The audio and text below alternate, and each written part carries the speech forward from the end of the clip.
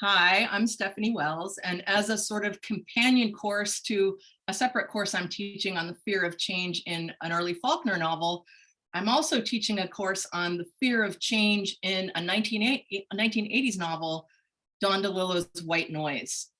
This is another look at the human response to the fear of changing times, this time in the postmodern 1980s world of evolving technological advances and increasingly mechanical interactions with the world.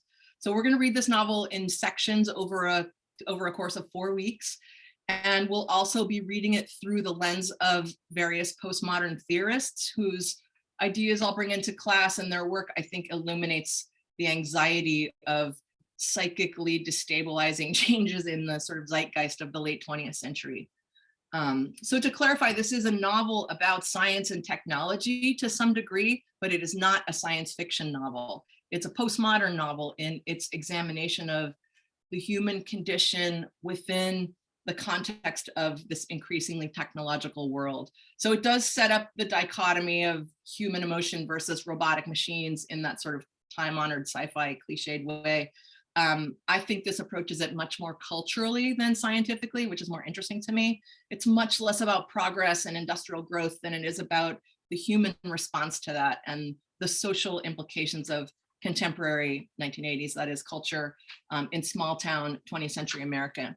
So we're going to look at the effects of that on the family and academia and how this is reflected in the media and in consumer culture, and how the creation of identity and the creation of self changes in this context, the knowledge of mortality, the flexibility and reliability of what we understand truth to be, just sort of light little topics like that. Change is unsettling. Fear is human.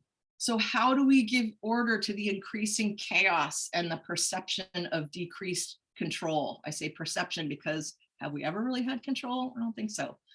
So this sounds like a scary book, but it's actually quite a funny book. It's humorous and it's a very, very human book. I love it a lot. So come on and read it with me.